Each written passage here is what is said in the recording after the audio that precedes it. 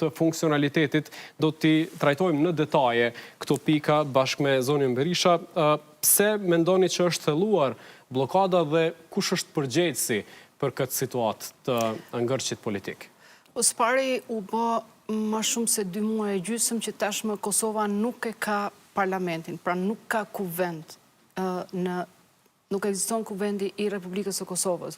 Dhe kjo në vetvete konsiderohet si një krizë e thellë institucionale e cila e godet, ose më mirë me thënë e ka godit në zemër demokracinë e këtij vendi. Prandaj kjo është një prej arsyeve më madhore të reagimit tonë si organizatas shoqërisë civile për ta risjell problemin serios të mungesës së kuvendit të Republikës së Kosovës, jo vetëm në vëmendjen e atyre që bëjnë kuvendin, por sigurisht për të sensibilizuar edhe opinionin publik dhe qytetarët. Pra kuvendi duhet të rikthehet në funksionalitetin e vet, të miratoj ligjet, të adoptoj marrëveshje ndërkombëtare, të monitoroj punën e qeverisë dhe mbi të gjitha të shpreh zërin e qytetarëve, gjë e cila nuk po bëhet për kaq e kaq kohë tash për shkak të blokadës. Tash e kemi një situatë të re me shkas aktgjykimin e gjykatës kushtetuese. Konsideroni që është rikthyer sa i përket është rikthyer qartësia procedurale, kështu shkruhet edhe në reagim, por kemi partitë politike që kanë lexime dhe interpretime të ndryshme të aktgjykimit. Ish opozitarët konsiderojnë që procedura e ndalon votimin e fshehtë, lëvizja vetëvendosje konsideron që nuk e ka shkelur kushtetutën me propozim për votim të fshehtë. A është qartësi kjo? Shikoni, në letrën e hartuar për organizatave të shoqërisë civile, shprehemi se qartësi i aktgjykimit i gjykatës kushtetuese i datës 26 qershor 2025 e qartëson që votimi, partia e parë, pra jep të drejtën partisë së parë, partisë fituese, të nominojë, të propozoj, të propozoj kandidatin për kryetar të Kuvendit të Republikës së Kosovës. Asesi në këtë aktgjykim nuk thuhet që kjo parti ka dhe të drejtën, pra gëzon dhe të drejtën e krijimit të kësaj blokade kaq të gjatë institucionale, politike, në radhë parë, dhe që çon pastaj në mungesën e konstituimit të institucioneve.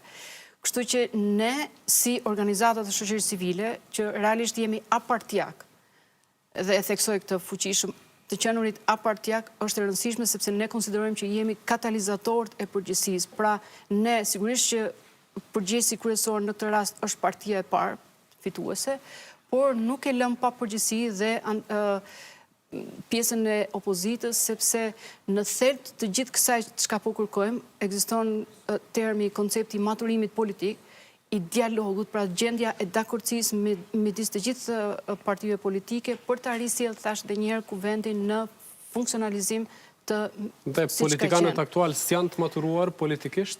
Po duket që në lexim ekziston ajo çka unë po e vëre, tashmë po flas në emrin tim personal, po e vëre që po përballemi me tentimin ose më mirë me thënë me simptomat e neutralizimit të krizës politike për qëllime personale dhe të instrumentalizimit të institucioneve publike të Kosovës. Pra nuk kemi të bëjmë me mos përputhje ose me përçarje ose problematika të nivelit procedurial, por në gjykimin tim tashmë situata është shumë më e rrezikshme, shumë më thellësisht më e rrezikshme, sepse po përdoret kriza politike, po neutralizohet kriza politike për të përdorur më pas për të kap institucionet publike. Pra, ju konsideroni që kjo çështja e procedurës, ndryshimit të mënyrës së votimit, ose votimi hapur apo i fshehtë është thjesht mbas asaj çfarë po fshihen partitë politike dhe jo shkaku ose shkasi i vërtet sa i përket ngërçit. Po, ata që e kërkojnë votimin e fshehtë, pra partia fituese, partia e parë, po e dëshmon që nuk e ka konsensusin dhe prandaj kërkon votim të fshehtë. Me qëllim që më pas edhe të ketë mundësinë e përdorimit të institucioneve për arsye për përfitime personale në kontekstin e partisë po flas, jo, por edhe të kryetarit të lëvizjes vetëvendosje. Pra, ideja është që gjithçka të mbahet e fshehtë në mënyrë që pastaj të justifikohet mungesa e konsensusit ndërmjet gjitha partive. pse të mos bëhet votimi i hapur? Nëse do të bëje kundërta, kjo do të ishte në disproporcion ose do të kishte, si themi, nuk ka pas më herët rastet të tilla, do të ishte në shkelje ose në kundërshtim me aktgjykimin e gjykatës kushtetuese. Pse të mos bëhet edhe në formë të mbyllur? Kjo është pyetja e deputetëve të vetëvendosjes. Thonë që ne duam të votojmë fshehur azi, pa e ditë kush si po voton, dhe nuk e ndalon këtë kushtetuta dhe madje thonë që askund në aktgjykimin e kushtetuesës nuk shkruan se ndalohet votimi në formë të mbyllur.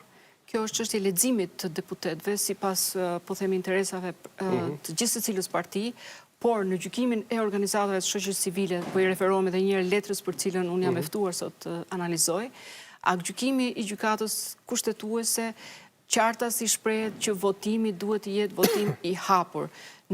Sepse i mbyllur nuk ka ndodhur asnjëherë më përpara, siç e ceka presupozon, votimi i mbyllur presupozon pikërisht mungesën e konsensusit që për aq shumë ditë ne po përpiqemi që këto parti politike të arrijnë. Ajo tashmë dihet krejt janë duke pranuar që s'ka marrëveshje politike mes subjekteve që përfaqësohen në kuvend, po vetëvendosja thotë testojeni Albolena Agjiun, nëse nuk i arrin 61 vota, edhe ajo vetë e konfirmoi që do të tërhiqet nga kandidatura për kryetarët e kuvendit dhe pastaj do të mund të vieshin në diskutim edhe emra tjerë ose forma tjera të konstituimit. Problemi është që edhe i kohës, e ceka më herët u bë shumë kohë që Kosova nuk ka kuvend, dhe kjo krijon edhe një vakum institucional. Mos harrojmë që të gjitha ministrit aktuale janë me ministra në detyrë, ministra që do të ikin, do të largohen, dhe niveli i performancës institucionale të këtyre ministrive është, mund të them me siguri të plot, që është në pikën më të ulët të mundshme, sepse nuk ka realisht, nuk ka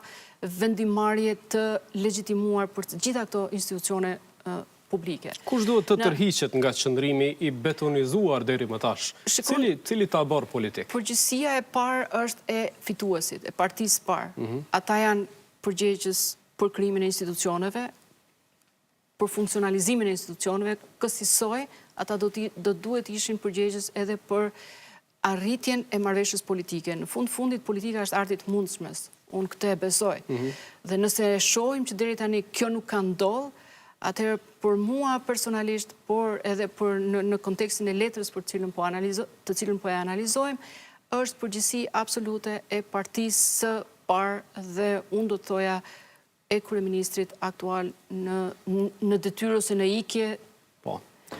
Deri më tash janë zhvilluar 2 takime në nivel të liderëve të partive politike, i pari para 6 javësh i thirrur prej presidentës pa ndonjë rezultat konkret, njësoj sikurse edhe i dyti i thirrur prej kryetarit vetëvendosjes Albin Kurti, që u mbajt në vikend, po flitet tash, u konfirmua prej presidencës që mund të ketë një takim të tretë ose të dytë të thirrur prej shefes së shtetit. A janë të nevojshëm duke i ditur qëndrimet aktuale që nuk lëvizin dhe komentet dhe interpretimet ndaj kundërshtarëve të kryetarëve të partive? Spari do të ndaloja pakës tek roli i presidentes në gjithë këtë situatë politike. Presidentja është garantuesja e funksionalitetit të gjithë institucioneve, pra është qytetarja numër 1 e Kosovës. Dhe do duhej që të kishte qenë më shumë aktive në çka do, në mbledhjen e liderëve të partive politike, por dhe po themi, në sigurimin e implementimit të aktgjykimit të gjykatës kushtetuese në këtë kontekst. Si mund ta bëjë presidentja këtë? Në anën tjetër, presidentja ka mbajtur një rol mjaft të rezervuar. Kjo le hapësirë për diskutim, cili është shkaku i kësaj rezerve. A është thjesht që realisht presidentja po kërkon të mbajë një rol, po themi, neutral, po nuk mund të mbaje më neutral se sa që ka mbajtur, sepse është e para e shtetit dhe do duhet siguroj për mbarvajtshmërinë e institucioneve shtetërore, për ndryshe Kosova nuk mund të realizojë asnjë marrëveshje ndërkombëtare, nuk mund të kërkojë prej ndërkombëtarëve që të njihet, nëse këtu brenda për brenda ne nuk i kemi punë të mirë dhe nuk kemi institucione. Kështu në këtë kontekst, roli i presidentes do duhet ishte shumë më tepër aktiv. Sesi, jam e sigurt që ajo ka një ekip të tërë konstitucionalistësh aty që shoqërojnë juristësh që do ta ndihmonin ose do ta këshillonin për mënyrën, për rrugën se si duhet që kjo të të vijojë të implementohet aktgjykimi, të implementohet marrëveshje politike në zbatim të aktgjykimit të gjykatës kushtetuese. A kanë sens takimet nëse nuk ka as shenja që mund të ketë rezultate mes liderëve të partive? Përbes është vështirë. Sigurisht që pjesa e marrëveshjeve, e dialogimit politik kërkon kohë, kërkon takim pas takimi, por në daljen e fundit të kryeministrit Kurti, në atë çka ai u mundua të artikulonte para gazetarëve për aktgjykimin e gjykatës kushtetuese, mënyra se si ai e lexon këtë aktgjykim, më la të kuptoj që asgjë i shkon në mend të bëjë një marrëveshje ose të tërhiqet për hir të nevojës së vendit për të pas institucione, për të pas Ju konsideroni që Kurti nuk e ka ndërmend të tërhiqet, në bazë të interpretimit dhe artikulimit të tij. Besoj që ai nuk do të tërhiqet dhe Dhe çka do të thotë kjo për ngërçim politik? Kjo do të thotë që kryeministri Kurti do të hyjë në histori si kryeministri i krizave. Kryeministri Kurti do të hyjë në histori si kryeministri i krizave. Edhe një herë thash e ceka më herët. Krizat politike shihen në ose më mirë themi analizohen në teoritë politike si strategji. Neutralizimi i krizave politike shihet si strategji për të mbetur në pushtet, për të ardhur në pushtet, për të mbetur në pushtet dhe për t'i kap institucionet e një vendi për një pushtet absolut ashtu sikur se zoti Kurti. Çfarë kapje e keni fjalën? Po tash kapjet institucionale, kapjet politike janë që tek fakti që është kriju një ngërç i tillë, që tek momenti kur unë mendoj që tek momenti kur në KQZ ndodhen reforma, u zëvendësua një kryetare KQZ-s në një mënyrë pak a shumë jo shumë të qartë dhe të shpejtë, dhe u zëvendësua me një administratë tjetër, të re, të papërvojë, dhe në momentin kur ndodhen zgjedhjet, kur natën e zgjedhjeve, serveri i KQZ-s ra dhe menjëherë kryeministri Kurti doli dhe tha, unë i kam fituar zgjedhjet. Po e filloi që atje, dhe pastaj gradualisht në momentet kur po vinte zgjedhjet te çështja e konstituimit të kuvendit, ne kemi një parti politike, një lëvizje, se ende nuk i themi dot parti, po një lëvizje si lëvizja vetëvendosje, ku demokracia e brendshme. Nuk e konsideroni parti politike lëvizjen vetëvendosje? Jo, parti politike është po në terminologji deshatoja është lëvizje. Vazhdon të mbetet të quhet lëvizje. Dhe kjo lëvizje politike... Ajo është regjistruar si parti politike, me që thatë në KQZ. Okej, në rregull, mirë me ditë. Po brenda kësaj partije politike nuk ka demokraci të brendshme, nuk ka deputet që të ngrihen dhe të thonë, okej, hajde ta diskutojmë uljen edhe të shohim se si mund ta gjejmë gjuhën e përbashkët me deputetët e partive opozitare për t'i dhënë rrugë zgjidhje ngërçit politik. Po dhe nuk janë të mjaftueshme për shembull ftesat për koalicion qeverisës që ja ka bërë lidhjes demokratike të Kosovës?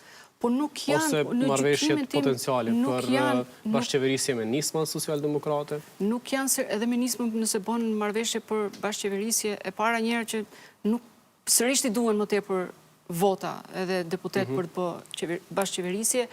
Së dyti, unë i kam lexuar dhe i kam pa edhe deklaratat e LDK-s, PDK-s dhe AK-s. Prej asnjërës parti nuk shoh që kanë kuptuar nga deklaratat dhe nga diskutimet me zotin Kurtin që ka qasje, ka gjasa, ka shenja të vullnetit politik për një marrëveshje të mundshme politike. Pra, në këtë kontekst është zoti Kurti ai që e ka betonizuar ngërçin politik në Kosovë dhe tani ai në ato daljet e pakta televizive që i bën, përpiqet të artikulohet me terminologji, jo leximi është deklarata është e keq lexuar apo aktgjykimi është i keq lexuar, por interpretimi i tij nuk çon në zgjidhjen e problemit. A keni vërejtje edhe për përmbajtjen e aktgjykimit? A do duhet ndoshta gjykata kushtetuese ta tregonte decidivisht lejohet votimi i fshehtë, nuk lejohet votimi i fshehtë, kaq kohë i duhet përmendet 30 ditë, po problemi është tek ky interpretimi sa i përket lejimit apo jo të votimit të fshehtë. Tani këtu do duheshin që realisht ekspertët e konstitucionalistët do duhet që ndoshta të uleshin edhe të analizonin deklaratën. Nuk mund të bëjmë analiza të thella, po themi ne që jemi shoqëri civile dhe të gjykojmë se çka a është apo s'është e drejtë ajo çka ka shkruar. E kam fjalën i përmbajtjes që do të mund ta lexonin 120 deputet dhe të pajtoheshin a priori që ka vendosur kështu ose jo. Marrëveshja është politike, domethënë gjykata kushtetuese nuk bën, si themi, aktgjykime politike. Ajo jep, siç e ka dhënë, ka ndërhy për t'ia adresu të gjitha partive politike që ky është afati legjitim, brenda të cilit juve duhet ndërmerrni masa dhe ta zgjidhni ngërçin. Kushtetuesja thonë s'ka mundur të thotë nuk lejohet votimi i fshehtë ose ndryshimi i formës votimit në mes të seancës konstituive. Më falni edhe një herë, nuk lejohet, po. A ka mundur të thotë? E kam fjalën. A e keni pyet gjykatën kushtetuese, unë nuk me keqardhje, po edhe nuk i përfaqësoj dhe nuk mund të flas në emër. E keni lexuar edhe ju, prandaj në leximin ton si organizata të jo qeveritare, ky ka qenë dhe ajo çka ne kemi shkruar në letër, që për ne ka qenë e qartë që votimi duhet jetë i hapur. Votimi i fshehtë është i paprecedent, është bie dhe në ndesh me aktgjykimin e gjykatës kushtetuese. Dhe për më tepër e ceka dhe më herët që çon të bën të mendosh që ky votim i fshehtë realisht kërkohet të jetë i fshehtë pikërisht pse nuk e kanë konsensusin politik. Po e konsensusin politik nuk ka nevojë për fshehtësi. Nesër është tentimi i 40 për ta konstituar kuvendin, nuk kemi shenja për ndonjë skenar ndryshe, e pam edhe dje kur kryesuesi Dehari nuk e ndryshoi metodën e punës, propozoi që të votohet për komisione që i paraprin votimit fshehtë. Nesër është kështu tentim jubilar të themi, po ditët janë duke shkuar në minus. Dhe kur të kaloj këtë 30 ditëshja, besoni që do të shteret edhe ky afat që ka dhënë kushtetuesja dhe prap të mos kemi institucione të formuara. Shikoni shenjat që e thash që kryeministri Kurti ka dhënë gjatë gjithë kësaj kohe dhe vazhdon të jap, nuk janë shumë shpresdhënëse që do të ketë një marrëveshje. Në gjykimin tim, zoti Kurti synon të mbërrijë të ketë 2 palë zgjedhje në të njëjtën kohë, ato lokalet edhe qendroret, tashmë po kalojnë në një analizë politike, është synimi i tij sepse i përshtatet, i konvenon më tepër të dalë në publik për të 2 palët e zgjedhjeve dhe të flasë në emër dhe të pushtetit lokal dhe të pushtetit qendror. Gjë që kthehemi tek ambicit e tij politike për një pushtet absolut, gjë që është goxha në përputhje me tiparet e një lideri autokrat. Problemi që unë e shoh shumë të ngutshëm është mungesa e tipare autokratike, thonë. Po, absolutisht. Nuk do shumë të kuptohen këto tipare. Problemi tjetër që e shoh me shumë si thosh me shumë kritik është çështja çka po ndodh edhe në rajon. Ne nuk mund ta shohim Kosovën dhe nuk mund të konsiderohemi se jemi si një entitet më vete dhe nuk kemi asnjë lidhje rajonale. Kanë plasur protestat edhe goxha shumë të dhunshme në Serbi. Tani në të gjithë rajonin, shumica e liderëve janë liderë që kanë tiparet autokrate. Në Serbi, një lider autokrat i cili jo pa qëllim për hir të karrierës tij politike do ta përdorë frymën nacionaliste në Serbi, duke përdorur Kosovën.